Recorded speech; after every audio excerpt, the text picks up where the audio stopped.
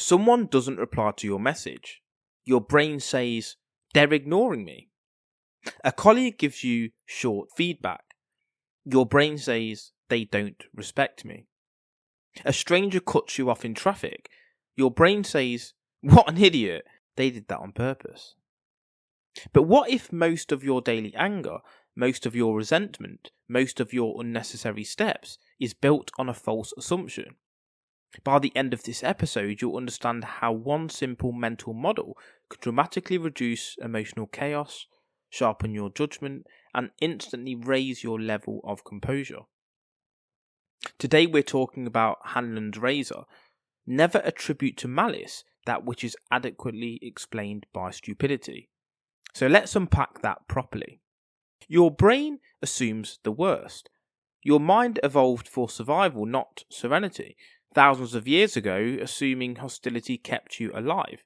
If a bush moved, it was safer to assume predator than wind. Today, the same wiring interprets a delayed email as rejection, a neutral tone as disrespect, a mistake as sabotage. Your nervous system doesn't differentiate between a tiger and a tense text message. It just detects threat. And when you assume malice, your body responds accordingly. Cortisol rises, heart rate increases, defensive narratives form, ego activates, all before you have evidence. And there is a hidden price. When you assume bad intent, you escalate unnecessarily, you misjudge people, you poison relationships, you create enemies that never existed, you drain your mental energy. Energy leakage is the silent killer of high performance. You cannot build empires while fighting imaginary wars. So let's get blunt. Most people are not masterminds. They are not strategic villains. They are just distracted, overwhelmed, insecure, emotionally reactive, poor communicators, underskilled and self-focused. Incompetence is far more common than calculated harm, but assuming incompetence feels less dramatic, and the ego loves drama. There is an addiction to malice, an ego addiction, and that's the deeper layer. If someone is malicious towards you, it implies significance. It means you matter enough to be targeted. But if they're just careless, it means the world doesn't revolve around you, and that bruises your ego. Sometimes we prefer to believe we were attacked, rather than accept we were simply overlooked. Hanlon's razor demands humility, and humility is uncomfortable. So let's slow this down and apply it properly. The ignored message. You send a message, no reply for hours. Narrative A would say they don't value me. Narrative B is they're busy. Which is statistically more likely? Most people aren't plotting emotional games, they're multitasking poorly.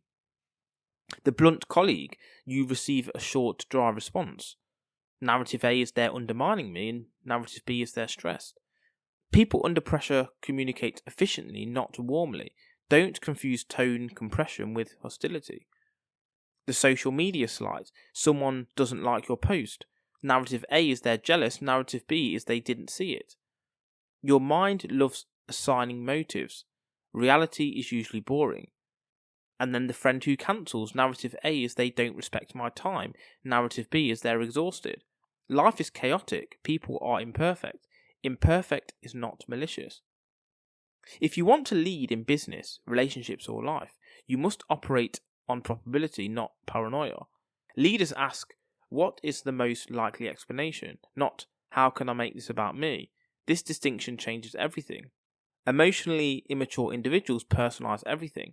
Strategic individuals analyze variables. Hanlon's razor doesn't say evil doesn't exist, harm never happens intentionally, you should ignore red flags. It says don't jump to malice as your first conclusion. Malice requires evidence, ignorance requires patience. There is power in withholding judgment until clarity emerges. And what about the second order benefit? When you stop assuming malice, you respond more proportionately, you de-escalate conflict, you preserve reputation, you avoid burning bridges unnecessarily, you stay calm under pressure. Calm is not weakness, calm is control, and control compounds. So what about strategic versus emotional reactivity? Well, emotional reactivity in thinking asks, who is against me? Strategic thinking asks, what variables explain this outcome? One narrows your world, the other expands it. If you attribute every friction point to hostility, you live in a battlefield. If you attribute most friction to human limitation, you live in a system. Systems can be navigated, battlefields must be fought. So choose wisely. So here's an advanced application and how you implement this at high level. Step 1 is to delay reaction. Create space between stimulus and response. Step 2 is to generate multiple explanations. List at least 3 non-malicious possibilities. Step 3 is to assess probability. Which explanation is statistically common? And step 4 is respond calmly. Address behaviour, not imagined intent. This discipline alone will make you emotionally superior to 80% of people around you. And here's a brutal self-check, and ask yourself honestly, do you assume disrespect quickly? Do you personalise neutral behaviour? Do you escalate situations unnecessarily? And do you enjoy feeling wronged? If the answer is yes, you may be feeding your ego at the expense of your peace. And where does this break down then? Because Hanlon's razor has limits, and that's important. Because repeated patterns of behaviour, harmful behaviour at that, are no longer stupidity. At some point, negligence becomes intent. Wisdom is knowing when to extend patience and when to establish boundaries. The razor is not about naivety, it's about disciplined interpretation. Most people are not plotting your downfall, they are struggling with their own chaos. So when you stop assuming malice, you can do many things. Well, one of them is that you free cognitive bandwidth, you preserve emotional energy, you become harder to provoke, you become more strategic. And in a reactive world, the calm thinker dominates. Before you assume someone is against you, pause and ask, is this malice or just human imperfection? That question alone could save you years of unnecessary conflict.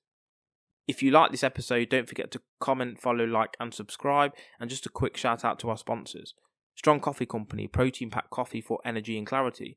Use code Vancrux1 for 20% off at strongcoffeecompany.com. And then there's More Labs, clinically proven hydration and recovery drinks. Use code Vancrux1 for 25% off at morelabs.com. And finally, Liquor Gummies, electrolytes and vitamins for hangover prevention. Use code Vancrux1 for 20% off at liquor.com. That's liquure.com.